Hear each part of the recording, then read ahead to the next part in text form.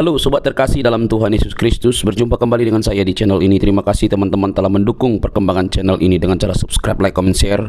Tuhan memberkati kita. Sobat terkasih, lagi-lagi kita akan masuk dalam satu diskusi yang ilmiah yang mencerdaskan banyak orang, khususnya para polemikus, para muslim yang selama ini juga lebih dominan membahas tentang kekristenan. Nah, tugas kita adalah membukakan fakta-fakta yang ada supaya mereka agak sedikit bekerja lah. Tetapi alhasil teman-teman, mereka bukannya berbenah diri, tapi mereka malah mengamuk loh teman-teman. Nah, mari kita lihat dulu video berikut ini ya teman-teman. Jangan skip, dengar teliti, pasang telinga yang baik-baik. Jangan marah-marah, jangan lapor-melapor, geruduk seruduk segala macam itu. Karena orang yang mau cerdas, dia pasti menahan diri dan juga mau belajar dengan fakta-fakta yang dibukakan oleh orang lain. Ini dia videonya teman-teman. Silakan nyalakan kamera, Wardani bin Amrah. Saya pakai headset saja ya teman-teman, karena saya nggak bisa dengar suara. Terputus-putus bang. Wardani bin Amrah. Saya belum ngomong. Oh iya, maksud saya Ya, gini, coba gimana? abang cari tempat yang bagus dulu. Oke, Wardani bin Amrah, apakah Anda ini seorang muslim? Iya, muslim. Apakah Anda bisa mendengar suara saya dengan jelas? Oke, jelas kok suara saya. Kalau saya pakai headset ini orang pada ngomong suara saya kecil, besarin volume kalian. Tapi kalau dilepas handsetnya yang IDES itu suaranya agak kencang sedikit, tapi walaupun pakai handset juga normal suaranya. Bagus. Normal. Oke, silakan. Silakan. Ya kita kasih tema aja, kita ngambil tema aja ya, kembalilah kepada Injil. Nah, kalau kita menyebut saya tanya dulu, apakah Anda ini seorang muslim? ya muslim, tapi saya ini menyebut kembalilah kepada Injil kan? Kembalilah kepada Injil. Oke, kenapa Anda masih pegang Quran kalau disuruh kembali kepada Injil? Ini Anda seorang munafik nih. Yes, saya jelaskan begini ya. Oke, silakan. Arti dari Injil itu kan adalah berita gembira tentang kebenaran. Iya, Injil itu artinya kabar baik, begitu. Atau berita gembira, gitu. Nah, jadi di orang Kristen, orang Islam, kalau tahu yang namanya kebenaran, Pak Wardani, tapi Anda begini Pak Wardani, masalahnya ini wajah Anda ini separuh begitu. Coba, nah gitu, jangan balik dari situ. Nah, seperti itu ya, jangan pindah-pindah lagi. Oke, silakan. nah, jadi Des ya, kalau orang Kristen dengan orang Islam tahu sebuah makna dari Injil, maka tidak akan ada perdebatan loh. Karena isi dari Injil dan Al-Quran itu semuanya kebenaran. Isi daripada Injil dan Al-Quran semuanya kebenaran. Saya tanya dulu, Anda sudah pernah membaca Al-Quran dari Al-Fatihah sampai Anas? Alhamdulillah. Oke, Anda sudah pernah membaca Injil sampai selesai, dari Kejadian sampai Wahyu? Nah, kalau yang Injil ini, Ides simbolnya di hati saya sendiri gitu. Nah, ini udah mulai asumsi liar kalau ini. Jadi Anda mengatakan bahwasanya bahwasanya di dalam Al-Quran dan Injil itu sama-sama terdapat kebenaran. Sementara Anda mengakui bahwa Anda belum pernah membaca Injil. Ini saya sebut Anda ini hanya meraba-raba atau menebak-nebak sesuatu yang Anda sendiri belum pernah periksa. Dengar dulu omongan saya di maksud.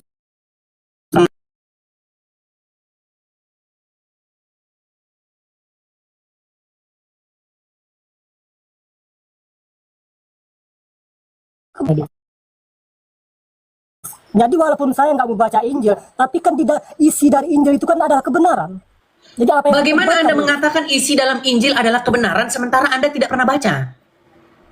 Ya betul, Ides. Jadi bagi saya Ides ya, kan Ides bisa membaca Wardani bin Amrah gitu kan. Kenapa saya berani membuat akun seperti ini kan? Karena mungkin hanya orang-orang tertentu saja yang paham seperti itu Ides. Artinya walaupun saya nggak membaca yang namanya terbentuk kitab atau Alkitab yang namanya Injil, tapi sesungguhnya isinya itu kan di Ides ada, di saya juga ada isinya itu. Karena semuanya itu tentang kebenaran Ides, tentang kebaikan loh. Terutama ya adab ya, ini yang diutamakan oleh Injil ya, adab. Adab, itu yang namanya agama itu kan, itulah keyakinan namanya itu kan, kesukaan atau kemauan berarti seperti itu. Maksud saya begini Wardani, ya ini yang Anda salah paham. Gini loh, saya ini sudah meneliti kedua kitab ini. Al-Quran sudah saya teliti, begitu juga dengan Injil sudah saya teliti. Kesimpulannya adalah banyak hal yang bertentangan di dalamnya. kalaupun kita harus memilih, tidak mungkin kita harus memilih dua-duanya karena beda. Saya kasih contoh saja ya.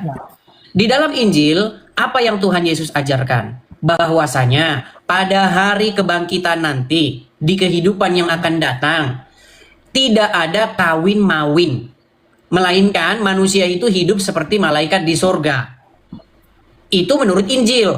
Nah, sementara menurut Muhammad, di dalam Al-Quran, bahwasanya nanti di kehidupan yang akan datang, di hari berbangkit, justru malah di situ adalah kawin terus, kawin terus. Kata Muhammad, sekali kawin, itu burung 70 tahun berdiri terus. Kata Muhammad. Bagaimana kita mau menyinkronkan ini? Ini kan nggak sinkron. Nah, silakan. Begini sekarang. Gimana? Sebenarnya. Masalah mengenai tentang kawin mengawin mau 10 mau sekian mau 7 sekian, itu kan kemampuan mereka, Des. Ya, kemampuan Ini mereka. berat ini kalau diskusi kayak begini. Waduh, Wardani. Maksud saya begini, modal utama dalam sebuah diskusi itu adalah jujur, berani mengaku salah, berani juga mengaku kebenaran. Itu yang menjadi modal utama kita dalam diskusi. Untuk apa? Gini, siapa yang untung kalau apa untungnya bagi? Apakah kita untung kalau kita mempertahankan kebohongan? Kan tidak.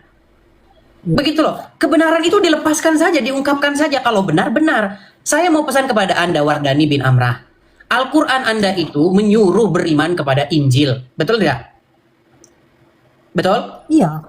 Nah, Iya, Des. Jadi, sebenarnya pada Injil itu kalian tidak berdosa karena disuruh beriman kepada Injil. Jadi besok kalau misalnya di yaumil akhir, di hari penghakiman, bilang saja sama Allah, ya Allah, Anda menyuruh saya beriman kepada Injil. Sekarang saya beriman kepada Injil. Kenapa Anda marah-marah sama saya? Bilang aja begitu. Marah, Des. Jadi di sini kan saya kasih tema ya. Saya tema. Benar-benar mengetahui apa itu arti Injil, maka tidak akan ada perdebatan. Karena arti Injil, makna dari Injil itu adalah kabar kebaikan. Oke, dari mana Anda dapat itu Injil itu kabar baik? Dari mana Anda mendapatkan informasi bahwa arti Injil itu adalah kabar baik? Dari hati lubuk hati saya sendiri, Des. Waduh, buset ini kalau itu si dogma. Ya. Oke lah, pesan saya begini ya, Wardani. Saya cuma berpesan kepada Anda. Sekarang, kalau Anda mau capek-capek seperti saya, mendalami Al-Quran, mendalami Bible, silahkan. Tapi kalau Anda Quran, segera tinggalkan Muhammad. Ya, segera tinggalkan Muhammad, pecat dia menjadi yang merajai hidupmu, datanglah kepada Tuhan Yesus, terimalah Yesus sebagai Tuhan dan Juru Selamat, supaya hidupmu dirajai, diperintah oleh Dia. Ketika engkau diperintah oleh Yesus, percayalah engkau akan menuju kepada hidup. Ketika kau diperintah oleh Muhammad, percayalah kau menuju Mekah nyium batu seperti unjuk PA sekarang. Seperti itu aja, selamat malam. Saya ucapkan ya, nanti kita repot kita ngomong begitu. Dari hati nurani saya, Injil adalah kabar baik dari mana? Dari hati nurani saya. Nah. Oke, kita lanjutkan kembali. Silakan ya teman-teman ya. Jadi teman-teman Muslim, tidak ada di dalam Bible pengajaran bahwa Tuhan itu tidak esa. Sekali lagi ya Muslim ya. Kalau kalian baca Bible, tidak ada di dalam Bible Tuhan itu tidak esa. Kalau ada kata bahwa Tuhan itu tidak esa di dalam Bible, saya lompat dari Monas.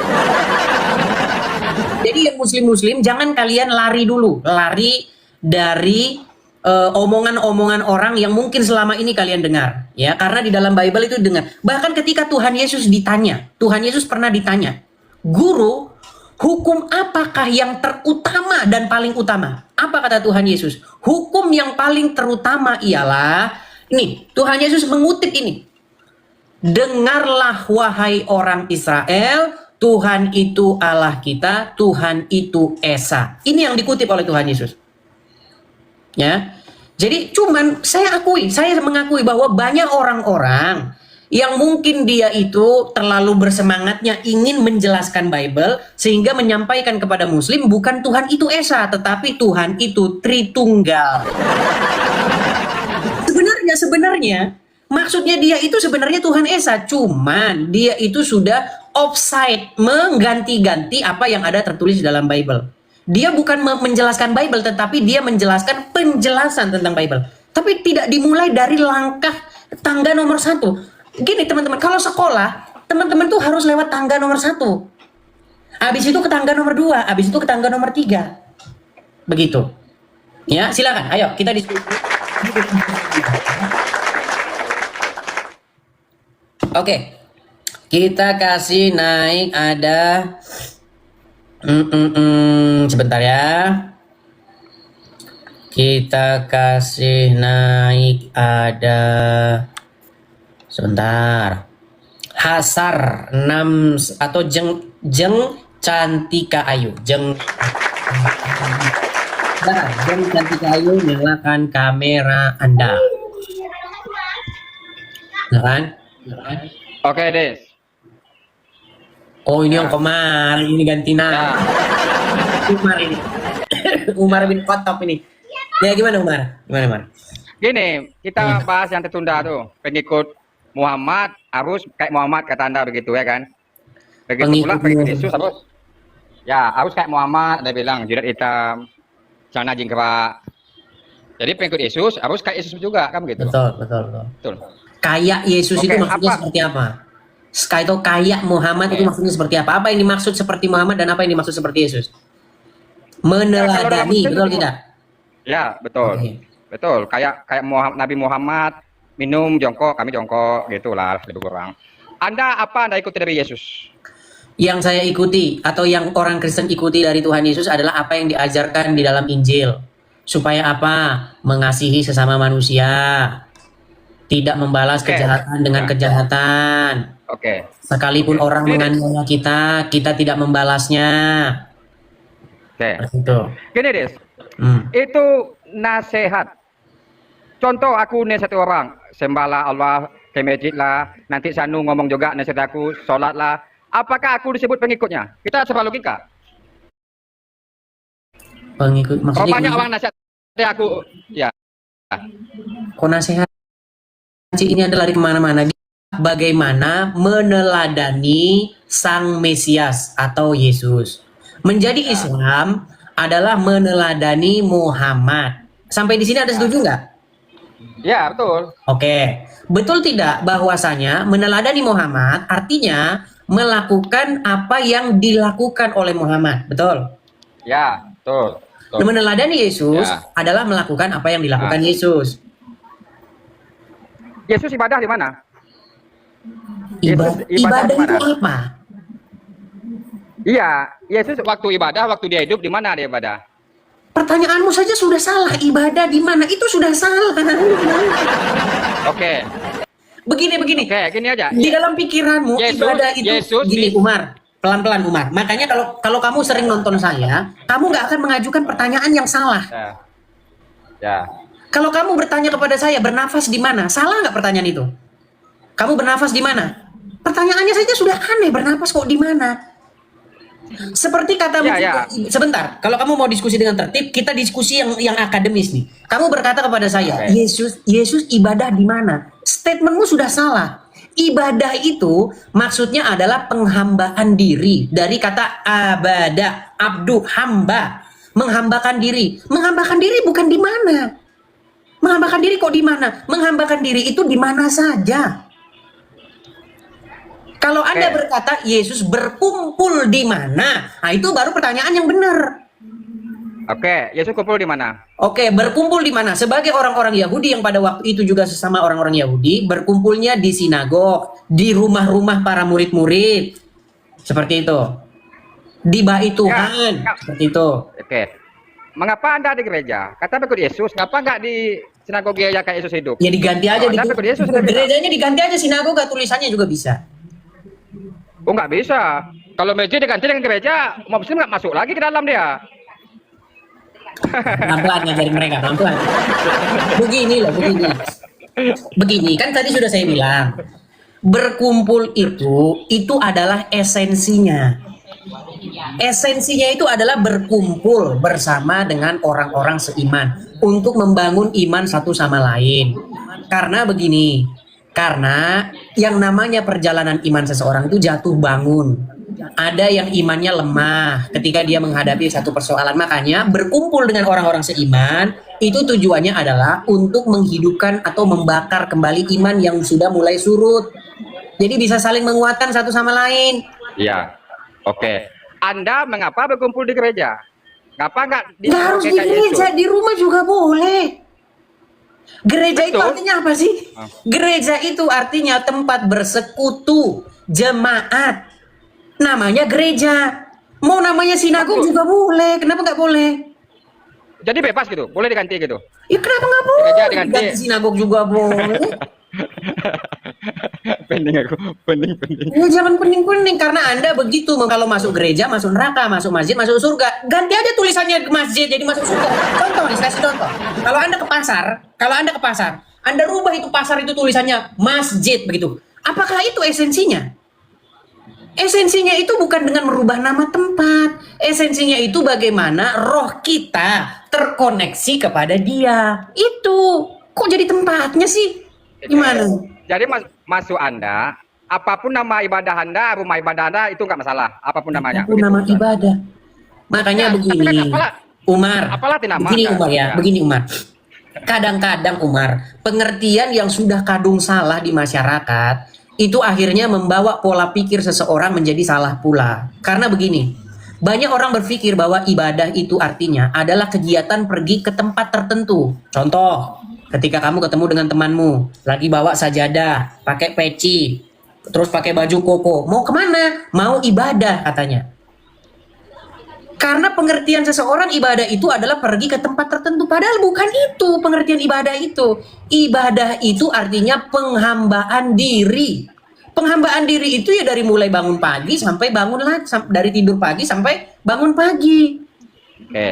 Ini Des, tadi Anda bilang Yesus di sinagoga itu berkumpul sama-sama orang imannya Yahudi, kan begitu.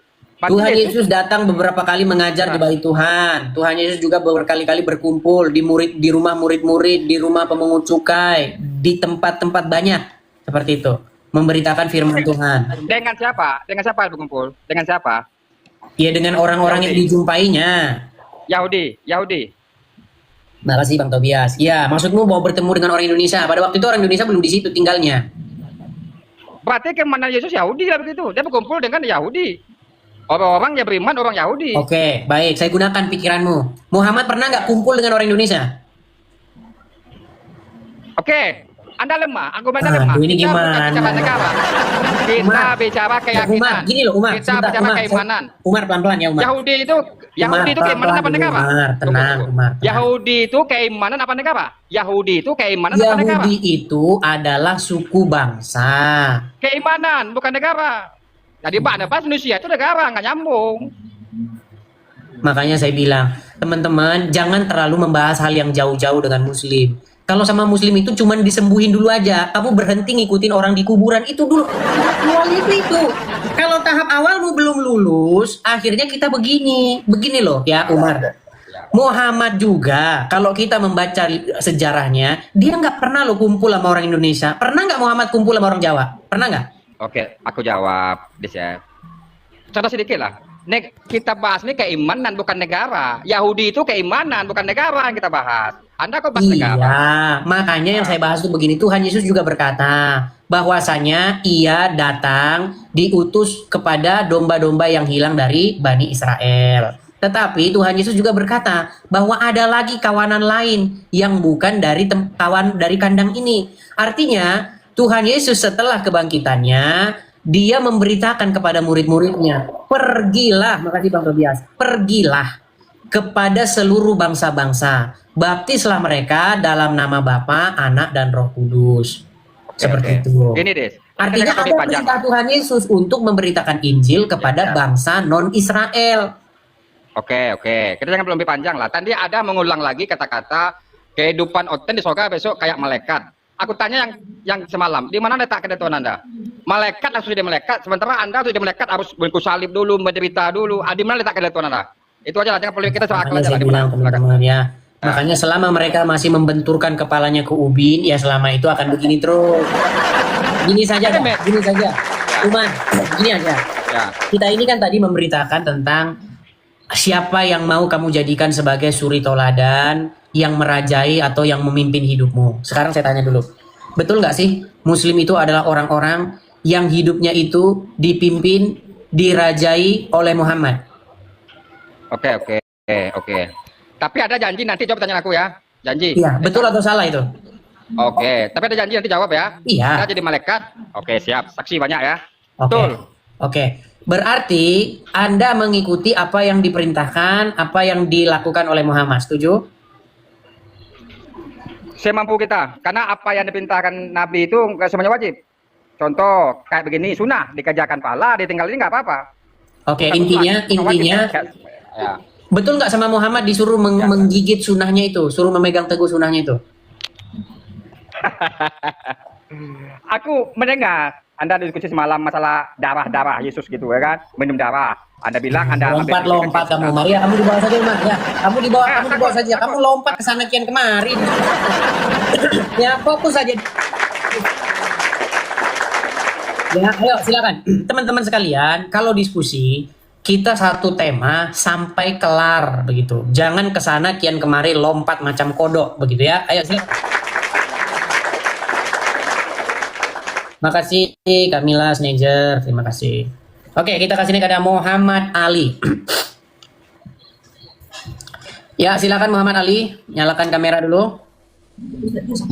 Edis. Muhammad Ali 777, silakan. Bang, udah bang. Belum nyala kamera Muhammad Ali. Oh, ini lagi bang, apa apain lagi bang? Diapain apa? Diundang lagi bang, undang. Oke, aku kirim permintaan dari sini ya. Ya, silakan. Sudah saya kirim permintaan.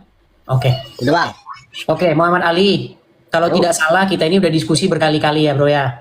Iya betul bang, berkali-kali. Oke.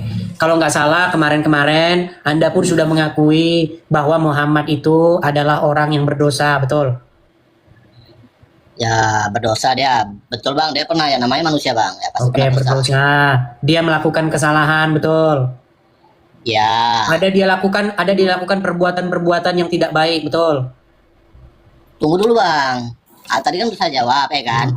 Ya tadi dia pernah berbuat dosa. Lalu dia darahnya itu dicuci lagi sama Allah, disuruhnya malaikat untuk membersihkan dari dosa-dosanya. Muhammad cuci darah. Sebentar. Muhammad cuci darah. Dicuci darahnya, dicuci mungkin sama malaikat lagi tuh bang, diperintahkan dari Allah. Muhammad cuci darah katanya. Makanya teman-teman kita kalau ngomong sama orang muslim nih ya kita harus pelan-pelan teman-teman, pelan-pelan ya. Berarti Muhammad sudah mempraktekkan teknologi ini, scientific ini ya. Muhammad sudah pernah cuci darah ya. Iya bang. Ya kita kan Muhammad sudah pernah cuci darah katanya teman-teman. Oke. Jadi kenapa Muhammad itu cuci darah? Apakah dia sakit ginjal atau gimana? nggak ada sih bang, orang masih kecil belum ada. Oke, terus kenapa dia cuci darah? Hah? Terus kenapa dia cuci darah? Dari Tuhan yang Ya udah gini loh bang, dia nyuci darah itu supaya dibersihkan. Dibersihkan dari apa? Nggak berbuat dosa lagi gitu. Setelah dia cuci darah dia nggak berbuat dosa lagi. Wah, berarti Ya, besok rame-rame nih kita kalau ke rumah sakit dicuci darah nih. Biar nggak bikin dosa lagi, betul? Beda dong bang, cuci darahnya kita sama para nabi kan itu kan Allah itu bang, rahasia Allah. Oke lah, baiklah ya. Inilah muslim teman-teman, makanya kita pelan-pelan. Oke. Jadi setelah Muhammad menjadi nabi, dia sudah tidak berbuat dosa lagi, betul? Yoi. Oke, setelah Muhammad jadi nabi, dia tidak berbuat dosa lagi. Waktu Muhammad menikahi anak di bawah umur, apakah di situ dia sudah jadi nabi? Ketika dia menikahi Aisyah, Sudah lah bang. sudah jadi nabi. Menurut Anda itu contoh yang baik atau contoh yang buruk? Ya, kalau menikahi dengan yang halal, baik dong bang. Oke, berarti menikahi anak di bawah umur itu menurut agama Islam baik. Contoh misalnya gini, saya mau tanya dulu, punya adik umur 6 tahun atau anak umur 6 tahun? Loh kalau Enggak, saya tanya dulu. Gini, karena orang itu kalau nggak bisa membayangkan tuh dia nggak bisa kasih jawaban yang pas. Gini, punya adik atau anak atau tetangga yang berumur 6 tahun? terus Coba lihat dulu wajahnya, bayangkan dulu, kira-kira nih, Kalau ada orang umur 50 tahun, menikahi anak umur 6 tahun, lalu menyetubuhi anak itu ketika berumur 9 tahun, menurut Anda itu perbuatan baik nggak? Ya, ya sekarang perbuatannya tuh gimana Bang? Apakah diketahui oleh orang tuanya? Iya, diketahui. Gini, diketahui orang tuanya, diizinkan orang tuanya. Misalnya, saya nggak tahu, Anda punya anak nggak? Udah itu. Oke, gini saja lah. Mungkin Anda bisa membayangkan. Oke, kira-kira kalau anak umur 6 tahun, itu dia baru kelas TK. Masih gitu. Umur 6 tahun. Mana mungkin lah dia mau kayak gitu. Berarti kalau dia nikahi anak di bawah usia TK itu berarti Oke, sekarang saya tanya sama Anda. Masuk kelas 1 SD umur berapa tahun sekarang? 6. 7 tahun, Bang. Masuk kelas 1 SD itu. Oke lah, 6 tahun. Oke, kelas 1 SD. Sekarang Anda pernah lihat anak kelas 1 SD? Hah? Ya Pernah lihat anak kelas 1 SD? Pernah. Iya, yang masih nggak ngerti apa-apa, begitu tahu ya? Ya tahu. Kira-kira pantas nggak? Coba hati nuranimu, hati kecilmu, pantas nggak umur segitu dinikahi sama orang berumur 55 tahun dan disetubuhi ketika berumur 9 tahun? Ketika kelas 3 SD. Diketahui oleh pihak keluarga perempuan. Iya, diketahui oleh keluarganya. Pantas menurutmu? Kalau segitu sih nggak pantas. Nggak pantas. Nah, tadi Anda mengatakan setelah Muhammad menjadi nabi, dia melakukan itu. Setelah dia cuci darah, tadi nggak tahu di rumah sakit mana ya. Setelah dia jadi nabi, dia melakukan itu. Dan Anda sudah mengatakan bahwa itu perbuatan yang tidak pantas. Nah, lalu bagaimana mungkin Anda mengatakan bahwa Muhammad itu pantas diikuti? Tunggu Bang, sekarang yang abang bilang Aisyah kan? Aisyah sama Muhammad, Aisyah di usia berapa dinikahi oleh Nabi Muhammad? Menurut hadis, Muhammad menikahi Aisyah pada waktu Aisyah berumur 6 atau 7 tahun dan menggaulinya. Mana mungkin 6 sampai 7 tahun? Oke, kalau nanti misalnya perkataannya demikian gimana? Ya, terkadang perkataan abang di sini dari surat abang beda sama yang lain. Baik, juga, saya akan tunjukkan ya.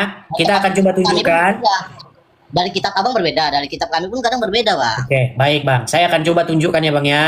Bahwasanya menurut hadis yang tertulis di riwayat kalian sendiri. Gini aja loh, Bang Edis. Oh, Bang Edis. Intinya gini aja, Bang. Intinya soal menikah lah, abang bilang di bawah umur lah.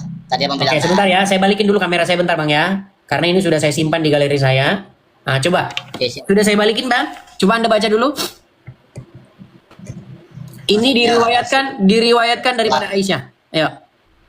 Diriwayatkan daripada Aisyah RA bahwa beliau berkata, radhiyallahu anhu, ya kan? Maksudnya Rasulullah Shallallahu alaihi wasallam telah menikahiku ketika umurku 6 tahun dan baginda Shallallahu alaihi wasallam telah bersamaku ketika umurku 9 tahun.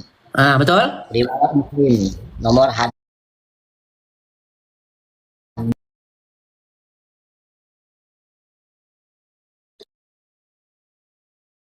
itu Bang, hadis. Sebetulnya hadis. Ya ampun. Bang, udah jelas loh di situ tulisannya ya. Hadis riwayat Muslim nomor 2547. Tadi Anda mengatakan bahwa itu perbuatan yang nggak pantas. Apa buktinya bahwa perbuatan itu nggak pantas? Buktinya seluruh anggota DPR RI setuju bahwa perbuatan menikahi anak di bawah umur itu nggak pantas. Makanya Bang, kalau sekarang kita meneladani Muhammad, pasti akan datang polisi ke rumah menjemput kita. Ya, memang nggak pantas Bang, tapi kan kalau dari pihak keluarga menyetujui kan nggak masalah, contohnya gitu. Bang, menurut Anda, ketika rakyat mengusulkan satu hukum kepada DPR dan DPR mengajukannya kepada Presiden, apakah kita semua ini nggak waras lagi ketika membuat hukum bahwa itu nggak baik? Iya Bang.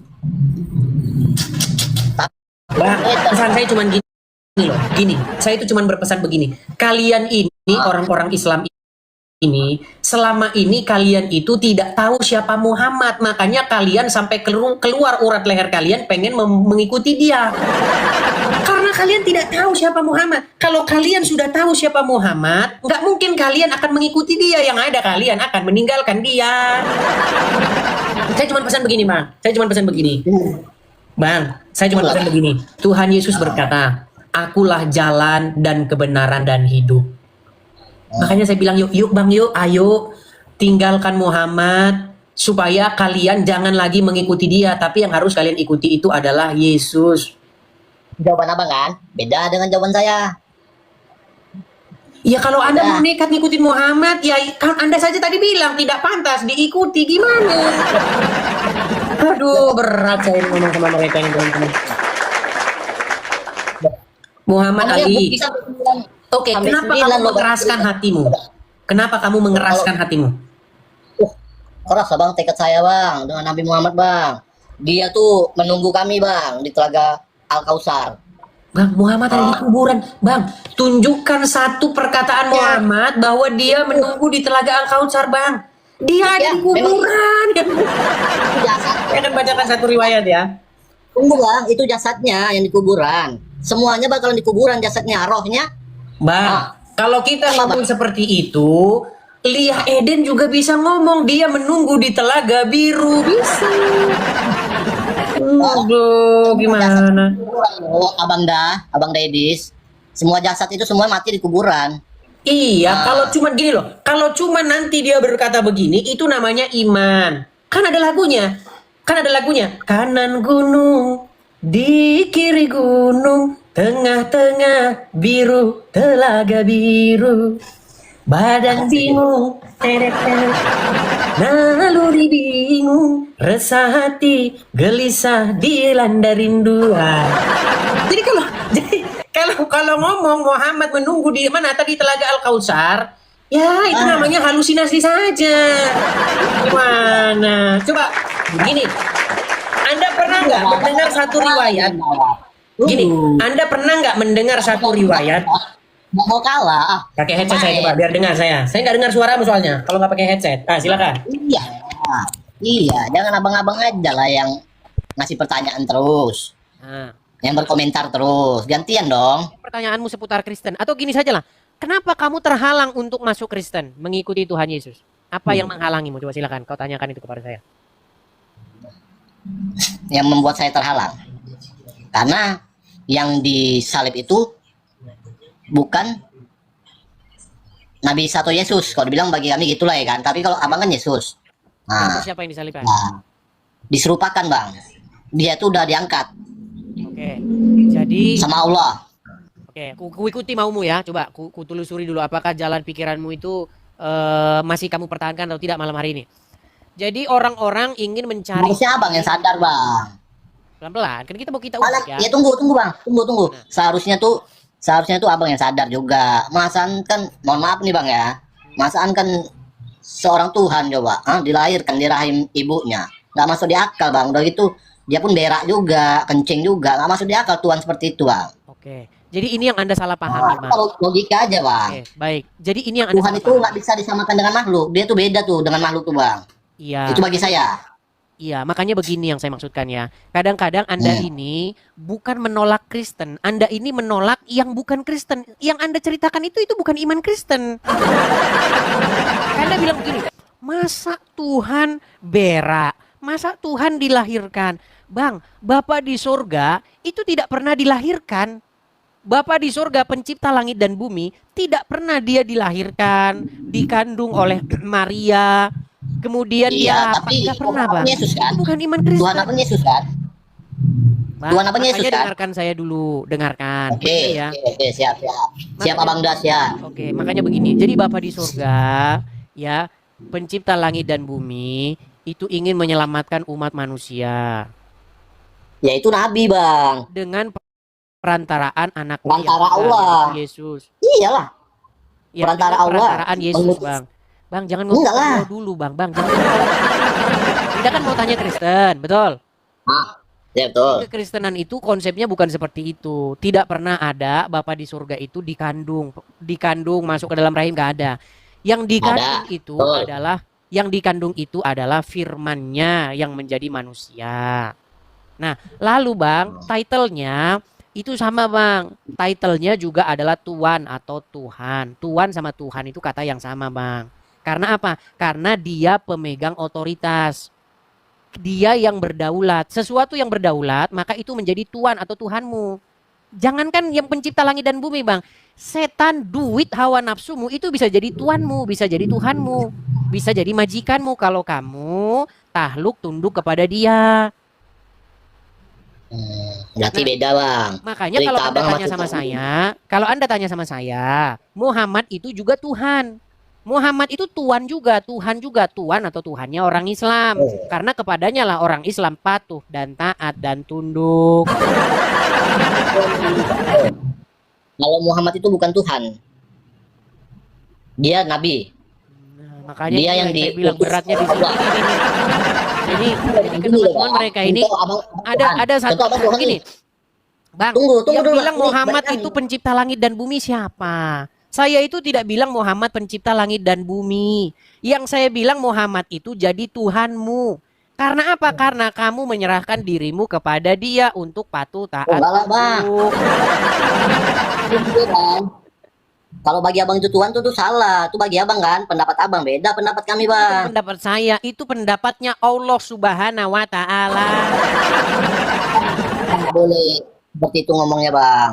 Kalau abang pengen tahu itu Menurut tentang agama Al-Qur'an nih, Islam. menurut Al-Qur'an nih, saya tanya dulu kepada Anda. Menurut Al-Qur'an, Tunggu bang. hawa Tunggu nafsu dulu. itu bisa jadi Tunggu Tuhan dulu. nggak? Tunggu dulu. Abang tanya sama Ya, hawa umat nafsu Islam. itu bisa jadi Tuhan nggak menurutmu coba? Tunggu dulu bang. Tunggu dulu. Kalau abang nanya sama umat Islam yang lain, Nabi Muhammad itu pasti bukan Tuhan. Pasti Nabi Oke, dibilang. coba ya saya dengar Berani ya. saya taruhan. Oke, coba. Oke. Turun saya dari Monas kalau dibilangnya itu Tuhan. Dari Pasti Monas Nabi. ya. Baik. Coba dengarkan ini, dengarkan. Ah. Kita harus pelan-pelan teman-teman ngomong sama muslim. Coba dengarkan yang Sorok. Agama apakah yang robnya adalah mayat? Kami Agama apa? Islam. Kan? Dengeran nggak? Ulang nggak dengar bang, pelan kali suaranya. Ulang lagi. Nampaknya ini ada kendala ini ya. Aduh. Oke lah, kita nggak usah pakai ini.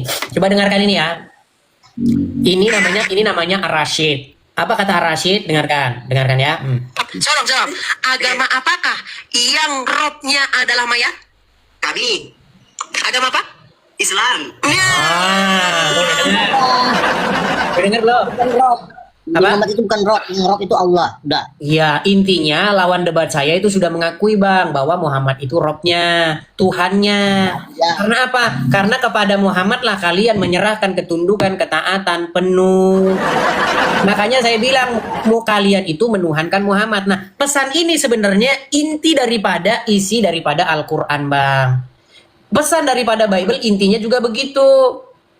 Bang, Orang Kristen saya itu pun harus kalau- menuhankan Yesus. Menuhankan itu apa? Menuhankan itu artinya membuat diri kita dikendalikan, dirajai oleh sesuatu tersebut. Itu maksudnya menuhankan, Bang.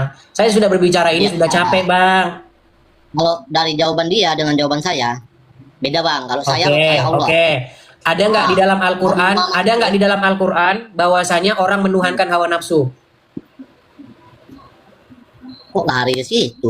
Ini kan Ya, soal karena anda kan ngeyel katanya Muhammad tidak bisa jadi Tuhan. Hawa nafsu aja bisa jadi Tuhan di dalam Al-Qur'an. Saya tidak pernah mengatakan hawa nafsu jadi Allah. Yang saya katakan hawa nafsu jadi Tuhan. Jangan lari dari Makanya peredaran teman-teman bang. harus pelan-pelan ngomong sama mereka. Gini, apa bedanya jadi Allah dengan jadi Tuhan? Bedanya apa? Apa bedanya jadi Allah sama jadi Tuhan? Menjadi Allah dengan menjadi Tuhan bedanya apa? Ya Allah itu Tuhan bang. Mana ada beda-bedanya? Iya, IQ gorila. Oke, dibawa dulu. Ya. Iya, karena IQ-nya gorila. Makanya teman-teman, yang kayak begitu, kalau kamu bahas yang tinggi-tinggi, yang gak nyampe orang yang sederhana saja dia udah pura-pura peng. Ya. Tapi teman-teman percayalah. Ini kan yang nonton ini kan ribuan. Yang nonton itu ngerti kok mereka. Percayalah ya.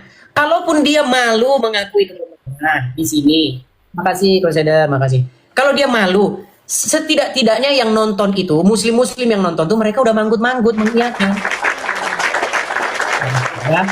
Jadi teman-teman sekalian, pesan yang saya dapatkan ketika saya mempelajari Al-Qur'an dan mempelajari Bible adalah itu. Bahwasanya setiap orang itu seharusnya itu menuhankan Yesus. Membuat Yesus menjadi rajanya. Membuat Yesus berdaulat atas dirinya. Jangan membuat Muhammad yang berdaulat atas dirinya. Kalau kau buat Muhammad berdaulat atasmu, kau sebentar lagi ngikutin jejaknya Muhammad. Seperti Uncup PA, berangkat ke Arab, nyium batu. Ayo, silakan. Sebenarnya tema kita ini tadi, tapi kita lari kemana-mana. Oke, sebelum kita lanjutkan lagi ya teman-teman ya. Sekali lagi, teman-teman, pemirsa Edis TV, dimanapun teman-teman sekalian berada. Teman-teman sekalian, seperti yang saya beritakan kemarin ya teman-teman ya, kita sudah menempati rumah apologet ini teman-teman. Cuman teman-teman masih ada beberapa hal yang perlu kita lakukan. Kita melakukan sedikit renovasi dan perbaikan teman-teman. Jadi kalau teman-teman ingin berpartisipasi, ingin ikut serta dalam hal penyelesaian rumah apologet ini, teman-teman bisa berpartisipasi atau ikut serta dalam penyelesaian rumah apologet ini di yang tertera di layar ini ya teman-teman ya. Teman-teman bisa melihat, silakan teman-teman tangkap layar, screenshot di situ ya teman-teman ya. Nanti teman-teman ada berkat bisa berpartisipasi di situ seperti itu teman-teman. Bagi teman-teman yang nonton di YouTube, teman-teman juga bisa bisa lihat ada running text, tulisan berjalan. Teman-teman bisa juga support di situ. Oke, kita lanjutkan kembali ya teman-teman ya. Saya bilang begini teman-teman ya, muslim itu teman-teman di hati kecilnya mereka itu tidak bisa membantah saya. Janganlah kebencianmu kepada saya itu menutup dirimu dari kebenaran, wahai muslim. Ketika saya katakan tadi, ketika Muhammad menikahi Aisyah, coba di hati kecilmu bagaimana? Apakah itu seorang suri tauladan? Kalau kamu punya anak kecil umur 6 tahun, coba kamu bayangin itu dinikahi umur 55 tahun, coba gimana hati nuranimu sajalah. Begitu. Kamu benci kepada saya silahkan, kamu ingin membunuh saya silahkan, tetapi percayalah di hati kecilmu, di hati nuranimu yang paling dalam, kamu tidak bisa menolak kebenaran itu ya. Kita kasih naik, ada Army Selfie Lida. Army Selfie Lida, silakan. Muslim Army Selfie Lida. Halo? Saya tidak dengar suaramu. Mogok bicara dia teman-teman. Baik ya, kita turunkan ya. Kalau mogok bicara kita turunkan. Kita kasih naik lagi. Ada sebentar ya.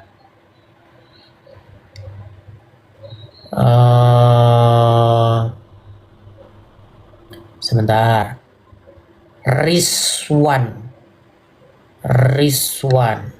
Oke, atau Mansur Aha. Coba Mansur. Ya, silakan Mansur Aha, nyalakan kamera. Ya, Ya, silakan Mansur, nyalakan kamera dulu. Anda muslim, Mansur? halo. Ya, apakah Anda seorang muslim? Ya, muslim. Ya, dari diskusi tadi yang bagian mana yang mau Anda tanggapi? Apa tuh yang mana? Saya baru naik nih. Kita tadi sudah membahas panjang lebar. Inti yang mau saya sampaikan tuh begini. Di dalam Islam, inti ajarannya adalah supaya kalian itu mirip segambar dengan Muhammad. Betul? Mirip segambar Muhammad. Mungkin kalau dengan bahasa-bahasa yang begitu muslim ini nggak paham. Sebentar. Gini aja dah. Hah? Nggak dengar? Gimana? Definisinya apa? Oke, definisinya begini. Umat muslim itu harus meneladani Muhammad. Apa yang Muhammad kerjakan, itulah yang umat muslim kerjakan. Dengan demikianlah, maka tujuan daripada agama Islam itu tercapai. Artinya, membuat manusia menjadi Islam yang sejati. Islam yang kafah. Siapa contoh Islam yang kafah? Adalah Muhammad. Siapa contoh Islam yang sejati? Adalah Muhammad. Setuju? Ya, betul. Oke, artinya umat muslim harus segambar atau serupa dengan Muhammad, betul? Itu kan ada yang memerintah, Allah Subhanahu wa taala. Iya, Allah memerintahkan. Oke. Ya, melalui malaikat Jibril. Allah memerintahkan supaya kamu mengikuti Muhammad, betul? Iya, Nabi Muhammad mempunyai tugas dari Allah Subhanahu wa taala melalui malaikat Jibril. Oke, walaupun kata Aisyah kerjanya Allah itu hanya menuruti hawa nafsunya Muhammad. Oke, baik. Oke. Jangan framing ya. Kok framing?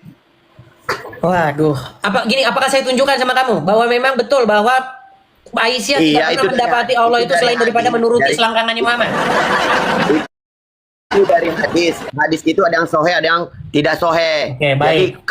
Jadi kembalikan lagi ke Quran, ya. Segala sesuatu kembalikan ke Quran. Oke, baik. Saya akan tunjukkan hadisnya. Apakah kamu ingin mengatakan bahwa nanti hadis ini hadis palsu ya? Baik. Saya akan tunjukkan hadisnya. Kalau yang tidak baik, ya ngapain saya ikuti? Kalau tidak baik ngapain? Oh, berarti Anda menolak perintah Allah dan Muhammad. Katanya ikutilah Muhammad. Sementara Muhammad tidak baik. Katamu ini gimana nih? Lancang sekali kamu berkata begitu kepada Muhammad. Bentar, yang memberikan statement itu kan Aisyah, bukan Rasulullah. Oke, baik. Berarti Aisyah kafir. Berarti Itu baru laknat bagi Aisyah. Sebentar, berarti laknat Bukan. bagi Aisyah. Setiap manusia mempunyai, ya kan, sifat nafsu. Nafsu itu dikendalikan oleh iblis. Oke, Bisa berarti saja Aisyah, mengikuti. berarti Aisyah sesat. Bukan sesat, Nah, dikendalikan gimana oleh ini? iblis. Memang berarti Oh, sesat, yang disebut sesat itu susah. Tuhan ke manusia. Berarti disebut sesat pernyataan itu sebentar. mempertuhankan Jangan langsung manusia. lari ke situ. Tuhan Iya itu kan? yang Sesat. Tuhan itu Muhammad. Gini loh. Dengar. Yang menjadi pertanyaan bilang saya sama Tuhan itu kamu, Muhammad. apakah Aisyah Sesat. Ini dari sesat mana-mana dengan juga. mengatakan demikian? Bukan sesat. Sesat itu adalah menuhankan manusia. Itu sesat. Kamu saja menuhankan Muhammad. Tidak. Itu Emang junjungan. menuhankan itu apa sih? Menuhankan itu apa? Kalau di Islam, sebentar, di Islam itu Sebentar Tuhan dulu, adalah dulu. Kita yang bicara pencipta. definisi dulu, biar kita nggak debat kusir. Kalau Tuhan kita itu debat sang kusir, pencipta. kita nggak ketemu. Yang saya Tadi kan yang bilang. maksud menuhankan apa? Kalau menuhankan sama Tuhan beda. Oke. Apa Menuhankan itu menuhankan? mengikuti. Kalau Iya. Tuhan Apa itu adalah menuhankan? pencipta. Kalau Mansur. menuhankan itu mengikuti. Tapi kalau Mengikuti. Tuhan sampai Saya menuhankan atau mengikuti manusia, betul? dituhankan kan. Sekarang 100% Ini memang manusia, muslim, 100% ini memang.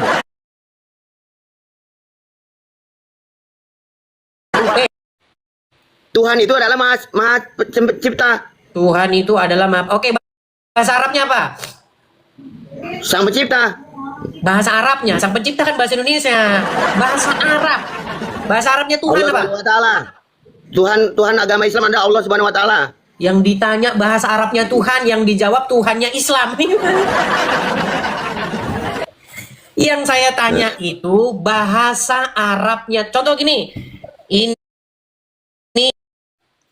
Ini bahasa Inggrisnya handphone. Bahasa Arabnya Tuhan apa? Robbal alamin. Bahasa Arabnya Tuhan itu Rob.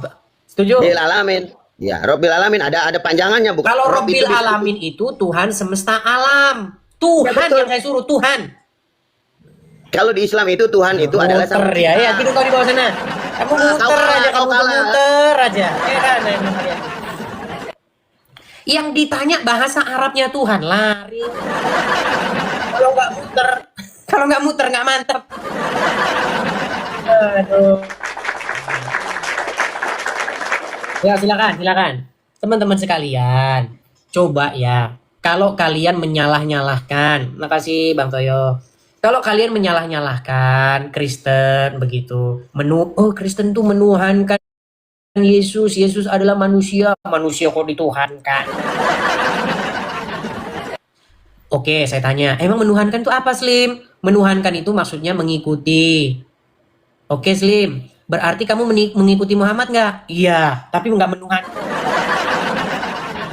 Oh, Muslim ini memang namek bodrek. Aduh. Oke, kita kasih naik ada Syamsul doang. Ayo kita saling mirroring ya. Artinya ukuran yang kau pakai kepada saya akan saya terapkan kepada kamu. Ya silakan Syamsul doang. Edis pemfitnah, Edis. Iya, nyalakan Kayak anjing kamera Edis. dulu. Iya, Baru tunjukkan pemfitnah. kita kesempatan untuk menunjukkan fitnah saya. Kalau terbukti saya fitnah, saya terjun dari Monas. Nabi Muhammad bukan Tuhan, Ya, Edis goblok bukan Tuhan. Kalau Yesus sama orang Kristen kameranya itu tidak Tuhan kan. dinyalakan. Ya udah, tidur di bawah sana. Bego lu. Kamera tidak dinyalakan tapi yang ngomong Muhammad itu robnya umat Islam itu bukan saya, tetapi kalangan terpelajar orang-orang Islam. Abdul Somad kalau naik ke sini, saya akan membuat mulut dia mengaku bahwa Muhammad itu rob. Kenapa dia tidak berani naik ke sini? Karena dia tidak berani atau takut kalau saya akan membuktikan itu. Yang mengakui Muhammad itu rob, itu bukan Islam odol-odol yang nggak pernah baca Quran. Yang mengakui Muhammad rob itu adalah orang-orang Islam terpelajar.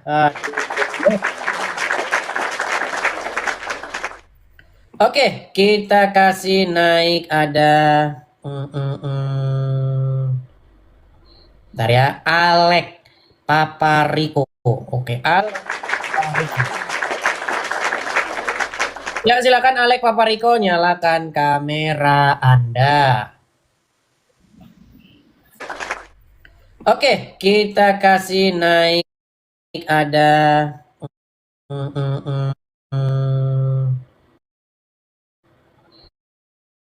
bentar ya, Alek Papariko. Oke, Alek Papariko. Ya, silakan Alek Papariko, nyalakan kamera Anda.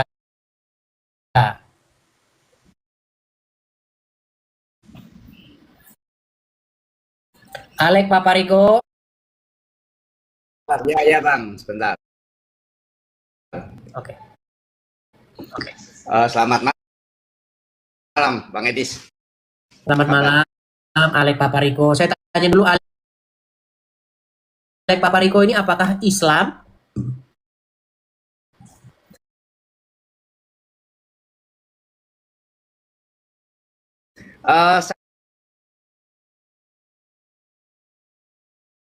Saya semula Kristen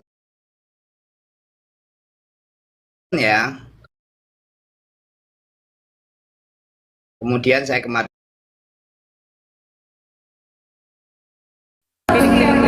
24 itu saya pernah beberapa kali waktu saya masih anak-anak kan tinggalnya di kampung tuh.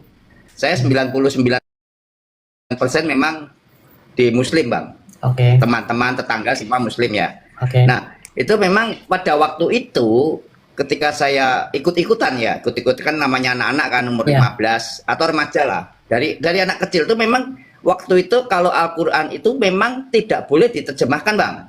Pokoknya apa betul yang Bang Edis katakan, penting membacakan huruf Arabnya itu sudah Islam. Nggak penting ngerti artinya. Betul itu sekitar tahun 81 sampai dengan 85. Pemahaman begitu, oleh sebab itu saya tidak memeluk Islam pada waktu itu.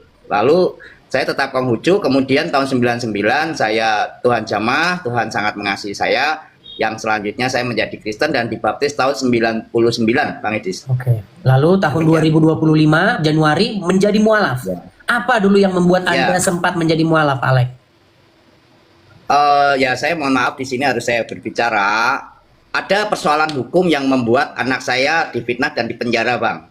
Dan celakanya, mohon maaf Bang, memang ini Kristen KTP lah. Polisinya, jaksanya, hakimnya itu semuanya Kristen, Bang. Oke. Itu yang memang Kristen KTP ya. Kejadian di Kota Bekasi, lalu di Polda Metro Jaya. Anak saya yang nggak salah dipenjara dipaksa. Oke. Dan saya pada waktu itu sangat kecewa ketika pengacara saya juga Kristen, Bang. Jadi rupanya memang mereka semua takut dengan orang yang mengkriminalisasi anak saya. Yang selanjutnya karena akibat kriminalisasi tersebut, anak saya dipenjara 10 bulan, namanya Riko Pujianto. Memang cukup tragis yang menyebabkan mamahnya sakit stroke dan meninggal dunia, Bang. Itu salah satu alasan dasar saya kecewa, Bang. Saya kecewa, saya marah. DVD saya banyak, Bang, DVD Alex Papariko. Oke. Itulah. Artinya namun bulan Oke, lanjut. Lanjut dulu. bulan April, puji Tuhan, ya si domba yang hilang ini, anak yang hilang ini kembali Bang. Semua rencana Tuhan, yang mana teman saya kirim video-video Bang Edis, karena mungkin dia prihatin kan. Lalu saya simak Bang, saya ikutin terus sampai 3 bulan, lalu saya meminta ampun Bang. Iya. Saya meminta ampun kepada Tuhan Yesus, lalu saya kembali Bang. Iya. Bulan September, puji Tuhan, saya kembali Bang. Iya. Saya kembali dan saya kembali melayani Bang. Setelah saya mengalami satu peristiwa trauma selama hampir 4 tahun yang menyebabkan istri saya meninggal dunia, saya jatuh Bang. Tapi ya Tuhan tidak membiarkan dia mencari 1 dari 100 domba yang hilang untuk kembali. Iya. Betul. Seperti apa yang dikatakan dalam Bible, seorang gembala itu jikalau dia kehilangan 1 saja dari 100 domba-dombanya, dia akan mencari yang 1 itu sampai dapat, dan ketika dia dapat, maka gembala itu akan sangat gembira sekali ketika mendapati dombanya yang hilang tersebut. Nah, jadi pengalaman-pengalaman seperti ini, kecewa kepada orang Kristen, kecewa terhadap perlakuan orang-orang Kristen, itu banyak dialami oleh orang-orang Kristen lain, Pak Alex. Makanya begini, kalau lihat Kristen, itu jangan lihat orang-orang Kristennya, tetapi pandanglah Yesus, begitu. Seperti itu Tuhan kita. Jadi jangan memandang orang-orang. Kalau orang-orang Kristen banyak yang jahat. KTP-nya Kristen, KTP-nya. Saya tidak katakan orang-orang Kristen ya, tetapi orang yang ber-KTP Kristen, itu banyak yang jahat, begitu. Ya, puji Tuhan, Pak Alex sudah kembali kepada Tuhan Yesus. Ya, teman-teman ya. Jadi kepada yang lain-lain yang sempat mualaf, itu kalau nonton Edis TV, pasti dia kembali lagi kepada Tuhan Yesus. Oke, begitu Pak Alex. Hanya itu pesannya Pak Alex. Boleh mohon satu hal Bang, ingin Silakan Pak Alex, silakan. Terkait dengan fenomena akhir-akhir ini, tapi saya tidak salahkan Bang Edis ya, tidak, dan memang perlu dijawab Bang, yang mana terjadi satu kesalahpahaman. Selamat sudah kita memiliki rumah apologet di sana, ya saya sudah lihat videonya juga, ya puji Tuhan Bang. Lalu yang ketiga terkait dengan perdebatan ini, kalau boleh saya mohon, boleh ya, kalau boleh Bang Edis bisa mengatasi semua serangan yang memang mungkin mereka tidak utuh gitu, atau tidak bisa memahami jalan pikiran Bang Edis ketika berdebat dengan Muslim. Oke. Itu. Jadi mohon saya kira cukup. Oke. Terima kasih Pak Alex, Pak Pariko. Tuhan Yesus memberkati. Amin. Saya senang sekali. Kemarin ya, tanggal kemarin ya sudah mulai masuk ya, saya lihat videonya. Sudah. Ya. Sudah. Puji Tuhan. Tuhan Yesus memberkati. Yes, Oke. salam. Sebentar ya. Salam. Ya, teman-teman sekalian ya, memang banyak yang memberikan saran kepada saya. Bang, sudahlah, nggak usah ditanggap-tanggapi para apologet karbitan itulah. Mereka itu kadang-kadang cuma cari panggung saja. Atau mereka itu nggak nangkep pesanmu, seperti itu. Saya cuma mau bilang begini, teman-teman, para apologet yang lain nih, yang merasa bahwa metodenya itu begini. Jam terbang seseorang itu menentukan bagaimana cara seseorang melakukan, ya, bagaimana dia melakukannya itu, caranya itu ditentukan dari jam terbangnya. Nah, saya ini punya jam terbang 13 tahun berhadapan dengan orang-orang Islam. Nah, ketika saya berhadapan dengan mereka, saya itu tidak mau menggunakan istilah-istilah yang nanti malah membawa kepada satu keruwetan, begitu loh. Saya tidak pernah menyalahkan kalau kamu mau menggunakan metode yang seperti itu, silahkan. Kan orang pada ngomong tuh, Deki nggak ada, siapa ngomong begini, Edis itu yang dibahas Islam aja terus, mana ada dia bahas Injil. Kalau berapologet itu bukan begitu. Kalau berapologet itu kamu beritakan Injil sama dia, jangan kamu beritakan Quran. Masalahnya begini, Deki Gadas, masalahnya saya itu, metode saya bukan seperti kamu. Metode saya itu adalah saya cabut dulu dia dari kepongahan, baru saya beritakan kepada dia kebenaran. Kalau kamu, metodemu mungkin berbeda, tapi tidak saya salahkan metodemu, enggak.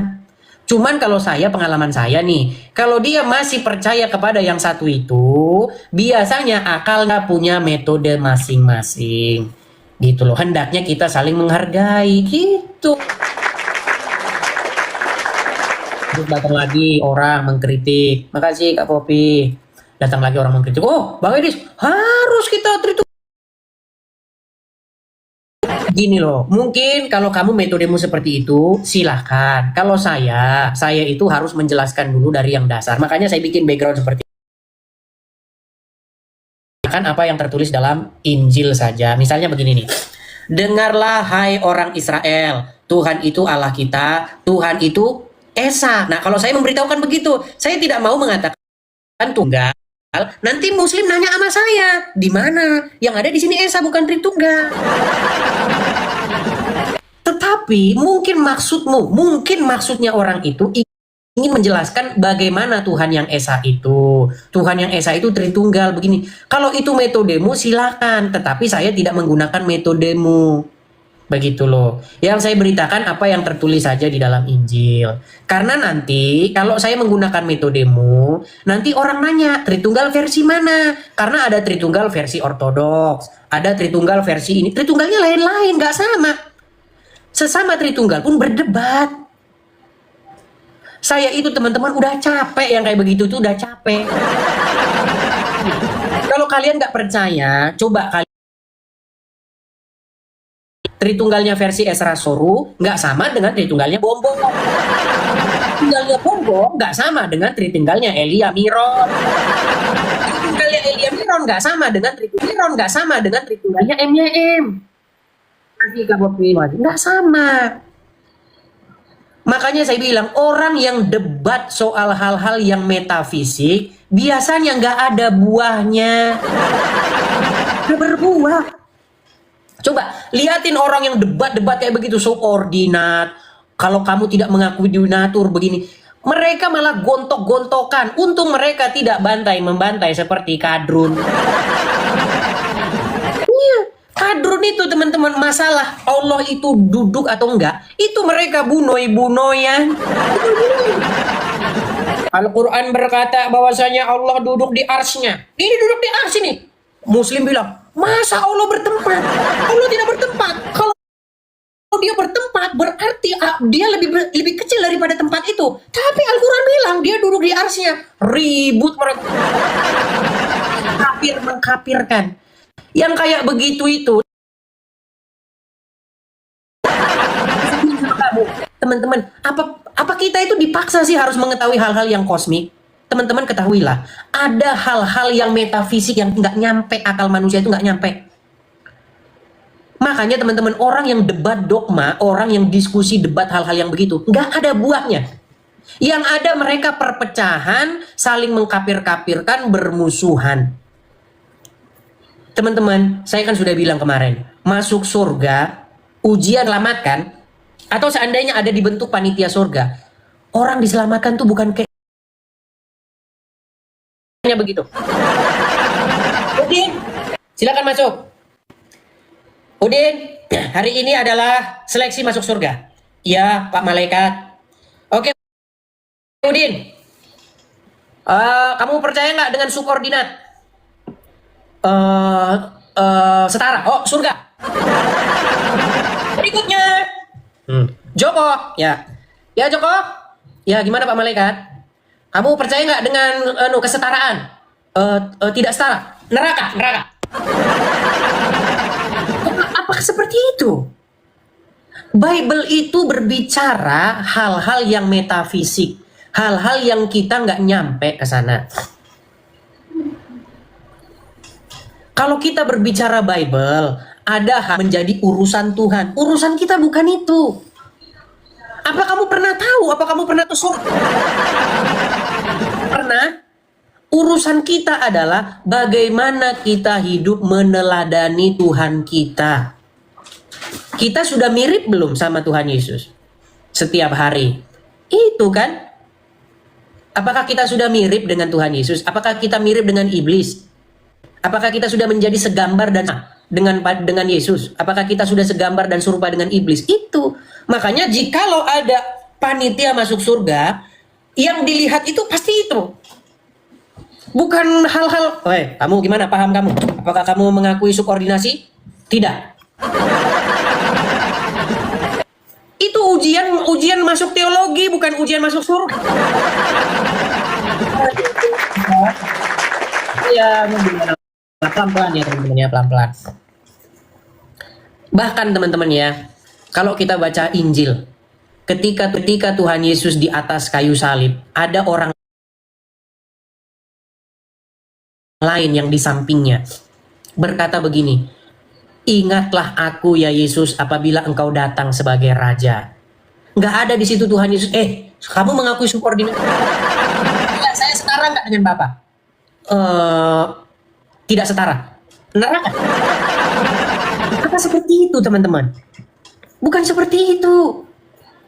Ada hal-hal yang tingkat intelijensi kita itu berbeda. Nggak sama kita memahami Bible itu untuk hal-hal tertentu. Hal-hal yang kosmik. Jangan kalian orang-orang muslim yang nonton langsung euforia.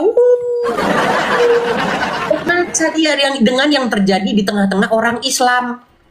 Di tengah-tengah orang Islam, perdebatan hal-hal yang seperti itu sudah memakan korban jiwa banyak. Di Kristen juga banyak. Ayo kita berkaca kepada sejarah. Berapa banyak ada dogma. Anda tahu Protestan dan Katolik, lihat sejarahnya berdarah-darah. Anda tahu itu? Beda apa? Beda dogma. Lihat Sunni, lihat sekte-sekte Islam. Berbeda pendapat. Mu'tazilah berbeda. Nanti aliran Ma'rifat itu Islam.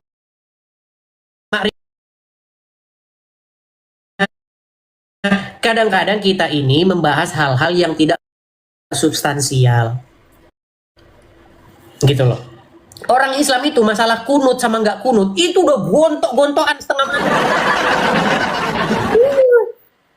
Makasih makasih. Gontok-gontokan. Coba tanya Muslim, kunut sama nggak kunut? Sampai hari ini belum kelar. Belum kelar. Islam versi Syiah, Islam versi Sunni beda lagi. Ya. Mu'tazilah pandangannya beda lagi. Beda-beda semua. Di dalam Kristen, kita harus akui banyak perbedaan itu. Sesama Tritunggal beda. Nggak percaya kamu tanya aja, beda. Beda. Makanya teman-teman, kalau main catur itu yang dipegang itu rajanya, bukan pionnya. Begitu juga kekristenan itu intinya, jantungnya adalah supaya kita hidup supaya kita meneladani Kristus. Sudahkah kita menjadikan Yesus sebagai Tuhan kita? Kalau Yesus sudah menjadi Tuhan kita, artinya dia memerintah. Kalau Yesus memerintah, kita melakukan apa yang diperintahkan Tuhan Yesus. Begitu. Coba, apakah hari ini yang memerintah Yesus atau yang memerintah adalah iblis? Apakah hari ini yang memerintah kita adalah hawa nafsu kita? Sudahkah Sang Firman itu menjadi otoritas di dalam hidup kita? Sudahkah Sang Firman itu memerintah? Itu esensi dari kekristenan. Bukan sudahkah kamu paham ordinasi subordinasi? Paham dominatur? Masalahnya kamu aja nanti ditanya juga peninju. Saya tidak menyalah-nyalahkan itu, enggak. Itulah ilmu tambah-tambahan lah. Mungkin kamu suka hal-hal memahami yang dalam. Monggo silahkan. Begitu. Tapi esensinya itu bukan itu. Begitu. Karena nanti kalau ada ujian masuk surga, pasti bukan itu yang dilihat.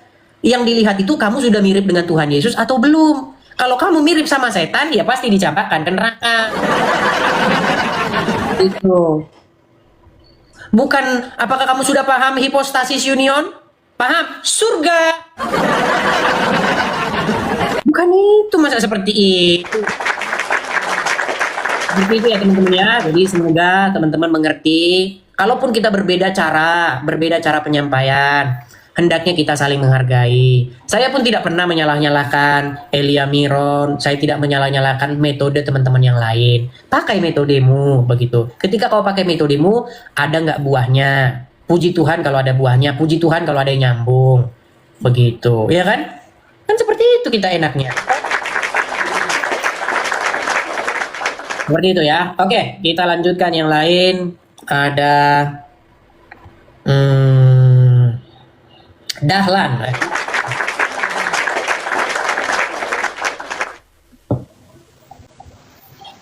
Ya, silakan Dahlan, nyalakan kamera Anda. Banyak muslim-muslim itu mereka kayak apa? Ngambil keuntungan begitu. Wah, sesama Kristen berdebat. Dia nggak ngaca, dia sesama muslim berdebat. Tolong silakan Dahlan, apakah Anda seorang muslim? Ya, salam Bang. Kristen boleh kan? Oh, Kristen. Ya, silakan Bang. Boleh-boleh saja. Yang penting Anda jelas mau ngomong apa. Oke. Silakan, Bang. Oke, sama saya Dahlan. Saya cuman mau tanya aja Bang. Apa itu, Bang? Mengenai alat Tritunggal yang kemarin sama Bang Elia ya. Ya, itu menurut saya sih perlu juga maksudnya dibahas, bukan berarti untuk berdebat gitu kan Bang. Iya, kemarin Itu maksud saya. kami sudah diskusi. Buktinya Elia Miron juga dia tidak bisa mengambil kesimpulan. Iya.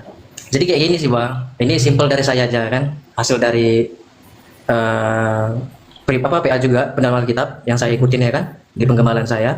Nah, jadi kita kan terdiri dari tubuh, jiwa dan roh kan gitu kan Bang? Terdiri dari tubuh, jiwa dan roh. Terus? Iya, benar atau tidak? Benar ya Bang ya? Iya, menurut ajaran juga seperti itu. Tapi itu juga sebenarnya kesimpulan juga itu.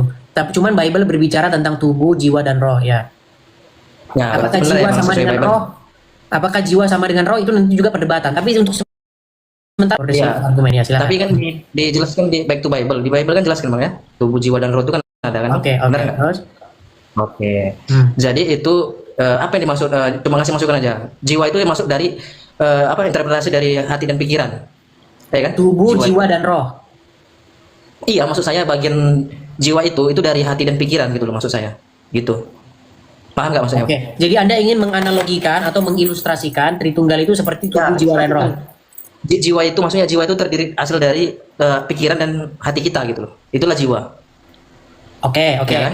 Oke. Lalu Anda ingin mengatakan bahwa Allah Tritunggal itu seperti tubuh, jiwa dan roh begitu. Iya, jadi gitu Bang.